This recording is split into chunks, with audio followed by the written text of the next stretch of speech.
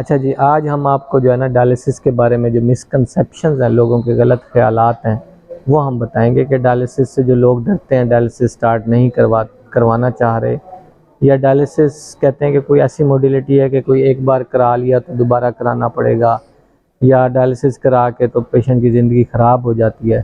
इस तरह की मिसकंसेप्शंस के बारे में आज हम आपको बताएंगे। एक तो ये है कि डायलिसिस एक दफ़ा करा लिया या दोबारा कराने पड़ते हैं। जब आपको डायलिसिस की ज़रूरत है, फ़र्ज़ करें आपके गुर्दे ख़राब हो गए हैं, आपको डॉक्टर ने कह दिया कि डायलिसिस अब आपको कराने पड़ेंगे, तो डेफ़िनेटली आपको कराने हैं। और दूसरी चीज़ कि एक दफ़ा करा लिए फिर कराने पड़ेंगे। तो जब आपको डायलिसिस अगर आप नहीं कराना चाह रहे, किसी पेशेंट है, कोई किसी की यंग एज है, या कोई बंदा है वो बहुत अच्छा कैंडिडेट है ट्रांसप्लांट के लिए, रीनल ट्रांसप्लांट के लिए, तो उसके लिए भी ज़रूरी होता है कि कुछ अर्सा डायलिसिस कराना पड़ता है और उसके बाद फिर आप ऑप्टिमाइज़ होते हैं, फिर आपको ट्रांसप्लांट की तरफ जाते हैं।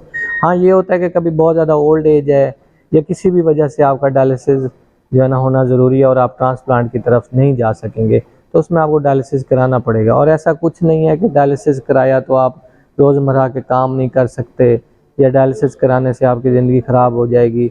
बहुत लंबे लंबे अरसे से लोग डायलिसिस करा रहे होते हैं। बेसिकली आज वीडियो का मकसद ये है कि जो लोग डायलिसिस पे जाने वाले हैं या जिनका फ्यूचर में प्लान है, उनको हम बताएंगे कि डायलिसिस के साथ इंसान कैसे अपनी ज़िंदगी बेहतर बना सकता है। आपको हम इस सिलसिले में 2 पेशेंट से भी मिलवाएंगे। आप अगर ये देख सकते हैं, इस वक्त हम लाइफ हॉस्पिटल में मौजूद हैं। यहाँ पे मैं अपनी खिदमात सरअंजाम दे रहा हूँ।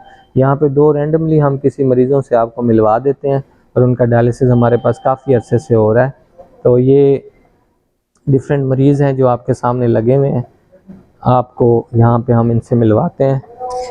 तो ये हमारे पास एक पेशेंट है, तारिक साहब। जी तारिक साहब, कितना टाइम हो गया आपको डायलिसिस करवाते हुए? 2006 से। तो ये कितना 19 साल बन गया? हाँ जी, 19 साल। 18-19 साल। तो आप क्या काम करते हैं? मैं काम घर पे ही करता हूँ, भैंसे वगैरह। अच्छा, तो डायलिसिस के साथ आपको किसी किस्म का कोई मसला तो नहीं होता कि डायलिसिस करवा के कोई आप घर के काम ना कर सकते हो, कोई इस तरह का कोई मसला होता? नहीं सर, ठीक रहते हैं। चलो, ये हमारा एक ये रैंडमली पेशेंट था। एक दूसरे पेशेंट से आपको मिलाते हैं। ये एजाज साहब हैं, ये हमारे पास शदरा से आते हैं। ये बहुत दूर इनको पड़ता है, खुद ड्राइव करके आते हैं। जी एजाज साहब, कितना टाइम हो गया है? मुझे 4 साल 11 महीने हो गए। जी, तो इस दौरान आपको कोई मसला मसाइल पेश आया हो? नहीं, मसला कोई नहीं। तो डायलिसिस के साथ ठीक रहती है तबीयत? और अगर डायलिसिस ना कराएं तो फिर तो प्रॉब्लम होती है, सांस में प्रॉब्लम आती है, वैसे चलने फिरने में प्रॉब्लम होती है, जिसमें दर्द शुरू हो जाती है। ठीक है, तो जो डायलिसिस के लिए आप आते हैं, खुद ड्राइव करके आते हैं? अल्हम्दुलिल्लाह खुद ड्राइव कर आ रहा हूँ पिछले 3 साल से लगा। और आप काम क्या करते हैं? मैं हैंडमेड कारपेट्स का काम करता था। ठीक है, अब नहीं करते। तो वैसे वो करना चाहे तो कर सकते हैं? हाँ, वो तो ठीक है। प्रॉब्लम नहीं। तो ये हमने आपको 2 मरीज़ों से मिलवाया जो कि अपने रोज़मर्रा के काम भी कर रहे हैं और डायलिसिस भी करवा रहे हैं। तो जो मिसकंसेप्शन है कि डायलिसिस के साथ काफ़ी सारी कॉम्प्लिकेशंस होती हैं, या डायलिसिस के साथ इंसान अपना काम नहीं कर पाता या रिलैक्स नहीं रहता, ठीक नहीं रहता, उसकी तबीयत बिल्कुल ठीक रहती है। ट्रांसप्लांट एक बहुत बेहतरीन मॉडलिटी है यंग पेशेंट्स के लिए और वो मरीज़ जो ट्रांसप्लांट के लिए कैंडिडेट हों।